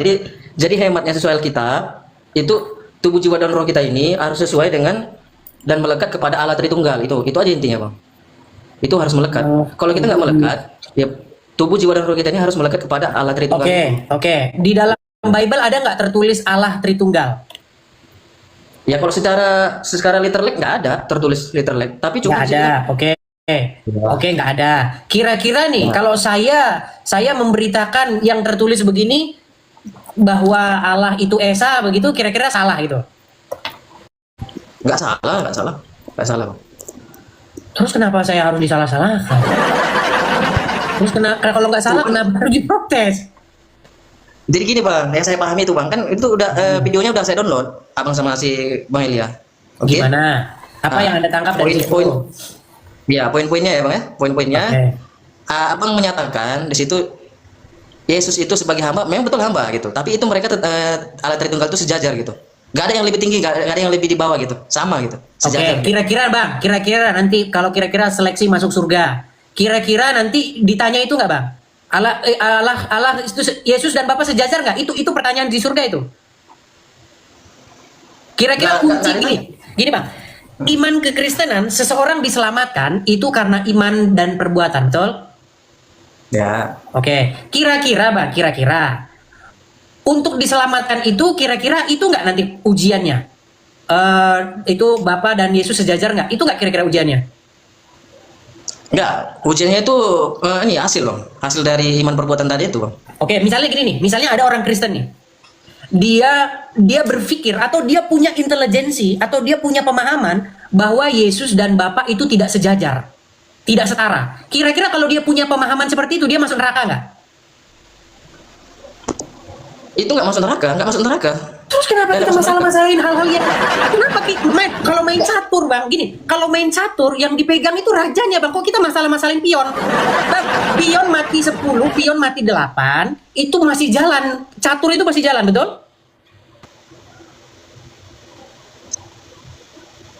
Iya Bang. Cuman Abang baca di Wahyu nggak? Tahta Allah Bapa dan tahta Anak dong Bang kan? Udah pernah ke surga Bang? Mohon maaf Bang. Abang udah pernah ke surga? Belum. Cuman saya mengikuti Back to Bible Bang. Jadi menurut Abang, Belum. itu tahta. Cuman merasa. Menurut Abang Bapak di surga duduk di tahta begitu? Ya karena ada tertulis di Wahyu berapa? 22 ya, lupa saya tuh. Iya, itu kan jelas maknanya tahta Allah Bapa dengan tahta itu kan Anak. penglihatan Bang. Bang, abang punya Iya, sinyal betul. yang bagus. Berarti apa di situ jelas kan firman kan ya, ya dan amin. Ya. Wah, ada Bang. Udah. Tuh. Makanya teman-teman, ya, Oke. Bang. Jadi gini aja pernyataan itu bang, kan jelas abang Bang, gini dia aja bang, kan? gini. Abang punya Itu metode kan? jelas. Tahta Allah Bapa dan Allah domba. Abang punya metode. Metode saya Bang. back to Bible aja, Bang. Nah, Iya, udah abang lakukan itu. ya. Udah abang kerjakan itu. Puji Tuhan berjuang saya lakukan, Bang. Oke, abang berjuang ya bang ya, sama-sama kita ya. Abang lakukan tugasmu, saya lakukan tugas saya gitu ya. Betul? Oke. Boleh. Ya pasti. Bukankah itu lebih baik dan lebih indah? Itu bagus Bang, cuman supaya jangan ada seberang simpang siur gitu Bang antara kita gitu bersama Kristen, apalagi nanti bagi yang non Kristen jadi serangan, jadi apa juga sama kita gitu, ya kan? Bang. Jadi celah gitu. Iya, celahnya gimana? Celahnya nanti, wah berarti ajaran mereka nggak jelas gitu. Tritunggal aja mereka nggak paham. Beda Ya, gitu. Tritunggal aja mereka nggak meyakini begini beda-beda begitu kan. Jadi artinya ajaran Kristen itu benar-benar nyata gitu, betul-betul sesuai dengan tafsir masing-masing. Oke, Bang, itu di dalam agama. Iya, di dalam agama itu beda tafsir, itu bukan hanya di Kristen saja, Bang. Kalau abang gara-gara pernyataan-pernyataan begitu, terus langsung Islam itu benar, ya bilang sama orang Islam, di Islam juga terjadi perbedaan pendapat. Itu bahkan mereka itu bunuh-bunuhan, itu gara-gara beda pendapat. Gitu, Ya, Bang. cuman kita kan saling mengingatkan kan Bang, sesama umat Kristen kan? Iya. Apa kan Kristen kan gitu? Betul saling mengingatkan. Makanya saya bilang bang, kalau saling mengingatkan itu boleh. Kalau saling memaksa, kita bercermin yuk kepada yang udah terjadi gitu. Pernah nggak Anda membaca sejarah gereja yang bertikai bertumpah-tumpahan darah gara-gara beda pandangan? Pernah lihat? Ya, pernah dengar ya. Apa abang senang yang kayak begitu? Senang yang begitu terulang kembali? Nggak pernah senang sih Bang, sama sekali nggak pernah. Ya, terus kenapa kita ulang-ulang lagi? Oke Bang. Kita nggak mau berdebat. Saya nggak berdebat ya Bang ya. Saya ngasih masukan aja nih, sekedar masukan ya Bang ya. Iya, saling menerima masukan. Makanya tadi kan kesimpulannya sudah seperti itu. Anda lakukan apa yang Anda pahami seperti itu. Intinya Anda ini kan ingin mengajarkan bahwasanya Bapak setara dengan Yesus. Ya. Kalau misalnya orang sudah mengimani bahwa Bapak setara dengan Yesus, kira-kira dia langsung masuk surga? Langsung diselamatkan dia ya? Itu pintu. Awal pintu itu buka itu pintu Oke, awal pintu. Oke. Misal nih. Oke, misal. Oke, baik. Artinya Anda sudah menentukan bahwa tidak mungkin orang diselamatkan kalau tidak beriman dengan hal tersebut, betul? Karena Anda katakan itu pintu loh. Berarti kalau ada Kristen yang berpandangan bahwa Bapa lebih besar daripada Yesus, berarti dia masuk neraka ya? Kalau dia mau percayanya salah, artinya ajarannya salah, ya kan? Imannya salah, bagaimana dia mempraktikkan dengan benar kan begitu? Benar nggak? Oke, Pastinya salah gimana juga, bisa Bang. mempraktekannya bisa Karena- salah? Oke, saya mau belajar Ya, nih. itu salah. Oke. Bukan bilang salah, kurang tepat ya. Artinya dia bagaimana melakukan perintah Tuhan dengan tepat kan gitu? Gini, kalau misalnya orang beriman bahwa Bapa lebih besar daripada Yesus. Ketika orang beriman begitu, lalu dia jadi salah di mana dia? Apa yang membuat dia menjadi salah? Coba. Nah, berarti salah dengan iman kepercayaan dia sendiri gitu. Dia masih bingung yang sesembahannya itu seperti apa. Nah, gitu. Ketika dia salah dengan pemahamannya, Lari ke pengertian dengan sesembahan. sesembahannya. Bang, bukan masalah Ya, lari ke Tuhan yang sesembahan. maksud, itu Atau coba perbaiki dulu sinyal ya bang ya. Sinyalnya bagus dulu bang. Abang beli sinyal dulu, nanti kalau udah bagus kesini lagi teman-teman. Oke, kita lanjutkan kembali ya. Kita kasih naik ada Luis Hareva. Ya silakan. Ya, makanya kalian harus tahu yang saya hadapi itu juga ya orang-orang seperti tadi tuh. Ya, silakan Luis Hareva. Ya, silakan nyalakan kamera Luis Hareva. Baik abangku.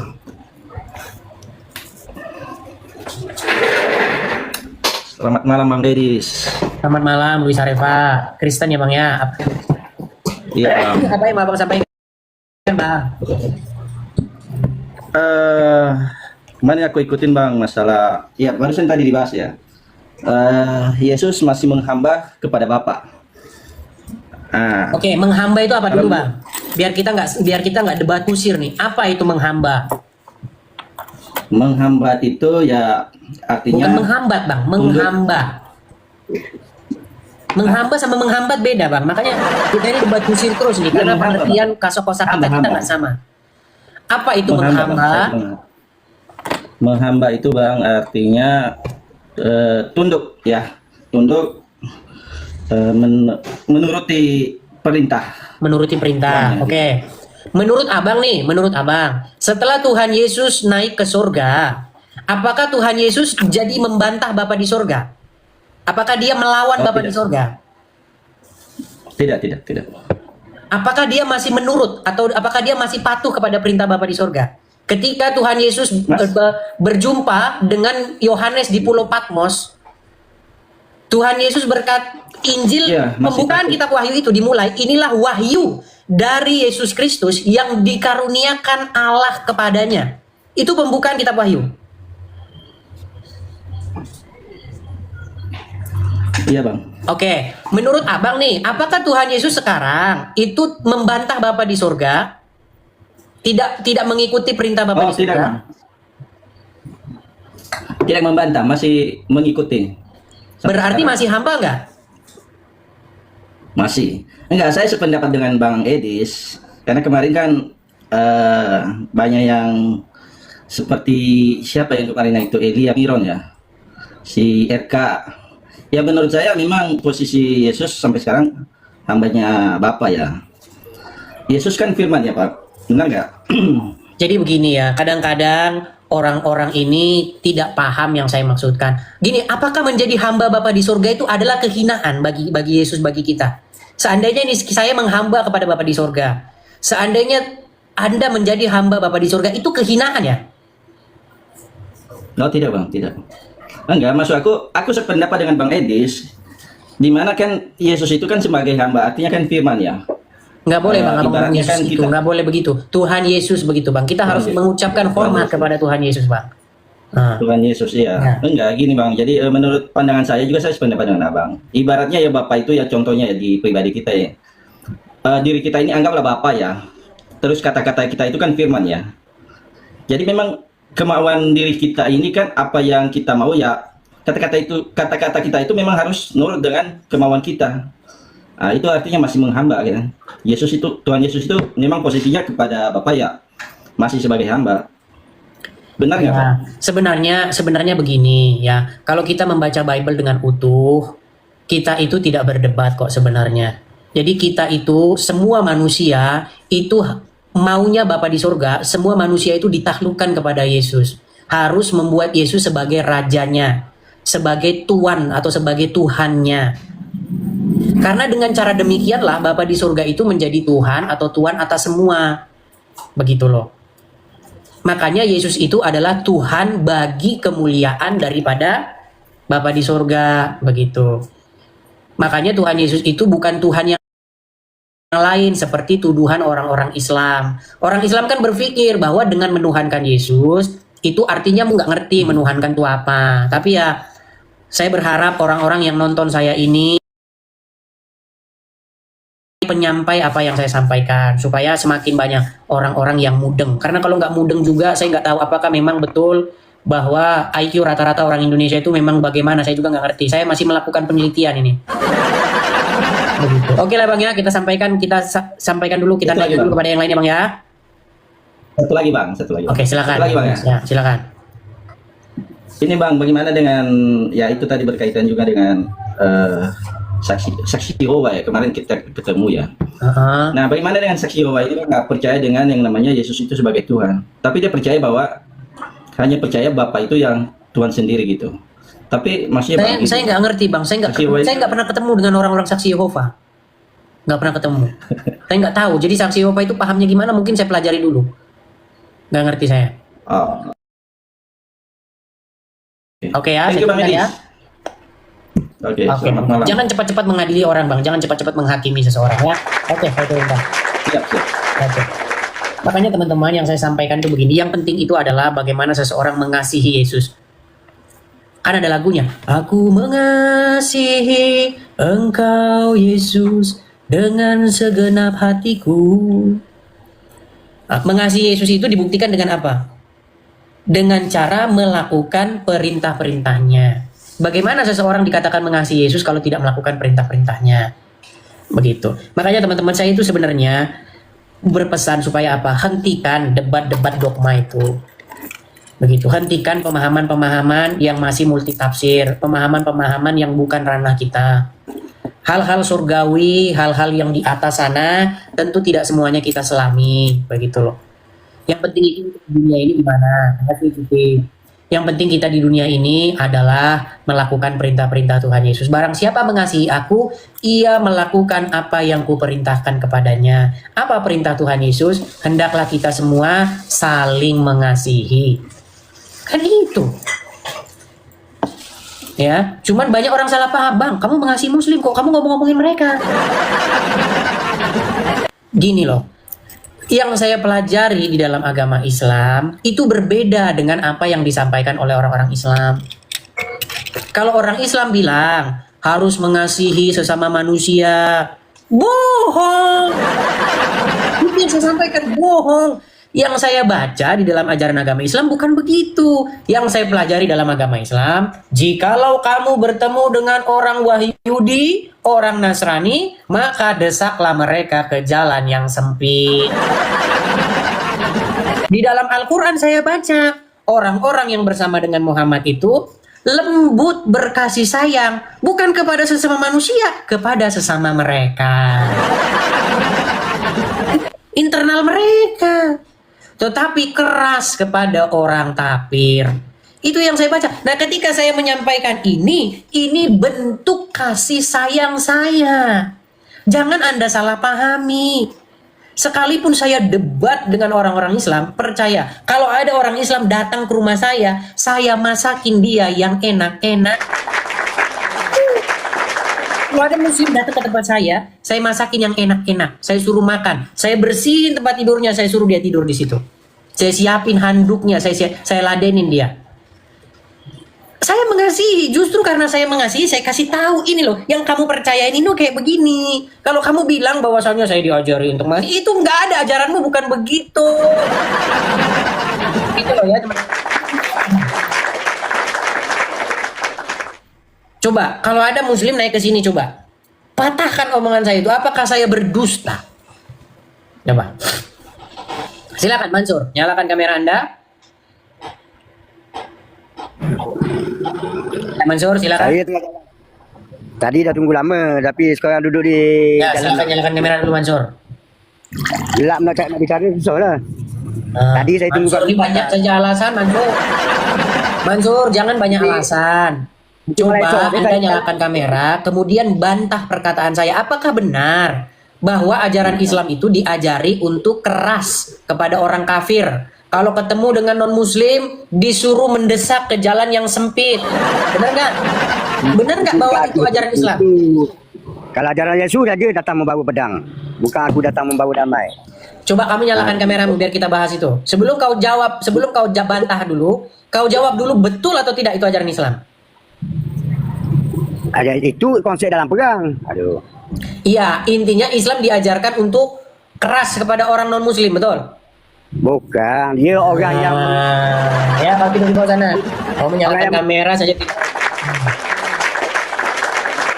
Karena begini, karena ajaran kita ini teman-teman telah ditunggangi oleh orang-orang Islam dengan mengatakan bahwasanya apa yang diajarkan oleh Tuhan Yesus sebenarnya adalah mengajarkan tentang agama Islam. Itu yang saya luruskan. Ajaran Islam berbeda dengan ajaran Tuhan Yesus. Nggak sama. Berbeda 180 derajat. Satu ke kiri, satu ke kanan. Itu yang mau saya luruskan. Ketika saya luruskan, ya jangan dibilang penistaan agama.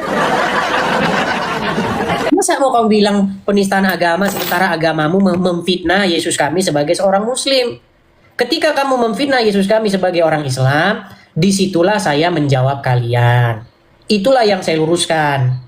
Gitu. Kan banyak nih orang-orang Muslim yang ngemis-ngemis, ngais-ngais sama. Nah, ya. Selama orang Muslim, bahkan sekarang, orang Muslim sekarang mau membuat hari Natal 25 Desember menjadi hari mualaf sedunia. Nah, disinilah saya bentuk kasih sayang saya kepada sesama manusia adalah meluruskan. Makasih Bang Munadi, meluruskan ya. Saya kasih tunjuk nih. Nih. Saya akan tunjuk kepada kalian fitnah orang-orang Islam kepada kekristenan. Fitnah orang-orang Islam terhadap kekristenan itu sudah menjadi-jadi. Sudah pada tahap yang menyesatkan orang. Nih, misalnya nih. Anda lihat ini. Lihat ini. Saya cinta Yesus because Jesus is Muslim. Karena Yesus adalah seorang Muslim. Tidak merayakan Natal, Tahun Baru Masehi, tidak mengikuti widahnya penyembahan selain Allah. Ya. Mencintai Isa sebagai hamba dan rasulnya. Lihat nih. Yang dibahas Isa, tapi yang ditulis di sana Jesus is Muslim. Nah, yang kayak begini yang saya luruskan. Kalau kamu mengatakan Yesus sebagai Muslim, artinya Anda membuat ajaran Islam itu adalah ajaran Yesus. Nah, saya bilang ajaran Islam bukan ajaran Yesus. Ajaran Islam di dalamnya berisi kekerasan dan kebencian terhadap Wahyudi dan Nasrani. Ketika saya bilang ajaran Islam berisi kebencian kepada Yahudi dan Nasrani, orang-orang Muslim marah. Katanya saya memfitnah, menista agama Islam. Kalau saya menista agama Islam, naik kemari, buktikan. Di dalam hadis disebutkan, Muhammad berkata, jikalau kamu bertemu dengan orang Wahyudi dan orang Nasrani di jalan, maka desaklah mereka ke jalan yang sempit. Terus banyak orang, kamu ini ya perusak kerukunan. Memang teman-teman, kalau Muslim bahas agama Kristen, itu namanya syiar dan dakwah. Kalau Kristen membahas agama Islam, itu namanya merusak kerukunan. Kalau Zakir Naik membahas agama Islam di atas panggung, itu namanya dakwah supaya orang-orang kafir bertaubat. Teknis TV berbicara dari media sosial begini, itu namanya penistaan agama. Jadi memang teman-teman, kesimpulan itu hanya diambil oleh orang Islam saja. Ya, itulah teman-teman yang terjadi. Ya teman-teman, mari teman-teman kita harus tetap perjuangkan supaya apa? Supaya terjadi saling memahami satu sama lain di antara kita, begitu ya. Jadi teman-teman yang Muslim, jangan kalian salahkan saya ketika saya membahas agamamu. Karena apa? Karena ustadz-ustadzmu, ulama-ulamamu membahas agama kami. Itulah saya tanggapi teman-teman. Kalau misalnya pernyataan saya salah, silakan buktikan di mana salahnya. Saya sudah memberi kesempatan kepada kalian, toh sampai hari ini tidak ada yang bisa membantah perkataan saya. Seperti itu ya teman-teman ya. Oke, mungkin saya rasa itu saja teman-teman untuk malam hari ini. Teman-teman juga sudah pada ngantuk-ngantuk ya, sudah pada mau istirahat. Sudah jam sudah 10:30 ya teman-teman ya, sudah setengah. Kita mungkin akan lanjut kali ini. Terima kasih Bang Tobias, terima kasih. Baik teman-teman terkasih, kira-kira apa respon teman-teman ketika mendengarkan diskusi yang lumayan hangat barusan? Berikan tanggapan teman-teman di kolom komentar.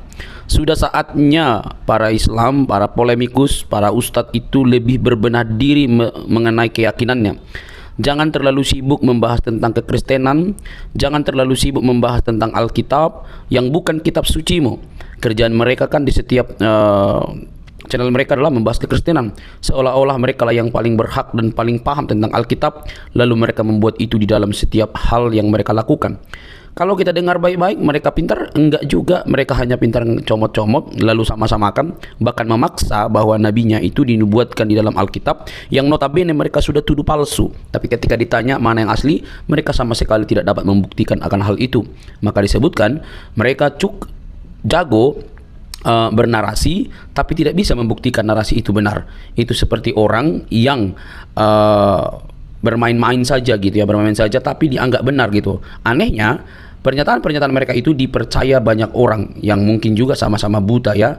Makanya saya bilang bahwa mereka sudah saatnya berbenah diri dan mempelajari keyakinannya dengan lebih teliti, mempertanyakan segala sesuatu yang berkaitan dengan iman Islamnya, mempertanyakan moral nabinya, mempertanyakan tentang hadisnya. Benarkah seperti itu? Jangan sampai para ustadz itu lebih sibuk membahas kekristenan karena merasa aman, lalu mereka mengabaikan kitab suci mereka. Karena kalau mereka lebih kritis, maka mereka akan mendapatkan situasi yang berbeda. Karena di antara sesama mereka belum tentu cukup berani untuk membuka tabir kebenaran bagaimana itu Islam yang sesungguhnya. Karena fakta sudah terjadi bahwa ketika ada orang jujur dan mempertanyakan iman Islam, maka yang terjadi adalah mereka mendapatkan hal-hal yang kurang baik di tengah-tengah diri mereka, dan itu sudah pernah saya bahas di dalam satu topik ya. Teman-teman yang terkasih dalam Tuhan Yesus Kristus, maka ketika apologetik Kristen ini mempertanyakan segala sesuatu yang berkaitan dengan iman saudara, ya jangan baperan dong, jangan kepanasan. Mungkin Anda tidak mendapatkan literatur atau Anda begitu buta, taunya hanya hafal doang, ikro dan lain sebagainya itu ya, menghafal cara penyebutannya, cara pelafasannya begitu ya. Akhirnya habis waktu, tidak lagi menemukan apakah kitab suci ini sesuai dengan fakta historis atau hanya cuma untuk diberikan lalu dihafalkan yang tak pernah habis-habisnya begitu ya. Semoga bukan demikian. Tapi faktanya teman-teman bahwa Ustadz Musnir juga sudah mengingatkan bahwa kita jangan seperti burung beo ya. Kita suka menghafal tapi kita senang berbahasa Arab tapi kita tidak mengerti artinya, kan itu celaka teman-teman. Nah, lewat kehadiran apologetik Kristen ini kiranya dapat membenahi diri kalian supaya lebih melihat apa yang harus kalian pelajari dan bagaimana iman Anda yang sesungguhnya. Jangan sampai kalian itu sibuk sekali mencari dan menunjuk kesalahan-kesalahan dalam kitab suci orang yang sebenarnya tidak ada kesalahan di dalamnya. Semua hanya halusinasi yang kalian tampilkan, tetapi itu cukup dianggap benar oleh para pengikut kalian yang juga sama-sama mungkin buta. Oke teman-teman, saya berharap ini menjadi PR bagi teman-teman. Ingat, Yesus Kristus Tuhan kami itu dia mati dan bangkit. Dia tidak hanya mati, tapi dia bangkit dari kematian untuk menunjukkan kemenangan sejati atas kuasa dosa. Dosalah yang membuat manusia binasa. Dosalah yang membuat manusia itu kehilangan kemuliaan. Tetapi Kristus menyelesaikan hutang dosa itu dengan cara mati di kayu salib. Tentu yang disalib itu adalah kemanusiaannya, seperti kata firman Tuhan. Dia yang matinya dengan cara disalib, yaitu kemanusiaannya, bukan Tuhannya. Tuhan itu kan Tuhan itu kan pemelihara. Tuhan itu kan penguasa. Tidak mungkin penguasa bisa disalib. Tetapi yang disalib adalah tubuh dagingnya, kemanusiaannya, dan kemanusiaannya itulah bangkit. Dan siapa yang membangkitkan? Tentu Allah dan dirinya sendiri. Dia bangkit oleh atas diri sendiri dan juga Allah. Nah teman-teman yang terkasih dalam Tuhan Yesus, itulah berita Injil yang sejati, yang olehnya manusia diselamatkan, yang olehnya manusia memiliki pengharapan. Yesus datang dan mati bukan hanya untuk orang Kristen, tapi dia mati dan untuk semua orang, baik untuk Muslim, Hindu, Buddha, Konghucu, Kristen dan lain sebagainya. Dia mencari manusia, bukan mencari membuat orang menjadi pelaku agama, tetapi menjadi pengikutnya dan menjadi murid-muridnya, murid-murid yang belajar dari dia dan mempraktekkan apa yang dikatakannya. Dia tidak mendirikan agama, dia mencari jiwa yang terhilang. Dia menyatakan keselamatan dan siapa yang percaya kepadanya diselamatkan. Teman-teman yang terkasih, itulah sebabnya kedatangan Kristus yang pertama itu membawa harapan bagi semua agama. Kita tidak boleh ya seperti ahli Taurat atau orang-orang Yahudi yang keagamannya begitu unggul tapi mereka tidak mengenal sang kebenaran yang mereka nantikan karena berbeda pemikiran. Mereka memikirkan bahwa yang datang adalah Mesias seperti keturunan Daud dalam arti bisa membela mereka, tetapi yang datang justru yang nampaknya lemah, tetapi justru yang difokuskan oleh Allah dalam Kristus adalah keselamatan umat manusia atas dosa. Teman-teman terkasih dalam Tuhan Yesus, semoga Anda sadar, sekali lagi, kalau Anda memang tidak memahami kitab suci orang lain, jangan sok-sokan, tapi pelajarilah kitab suci Anda.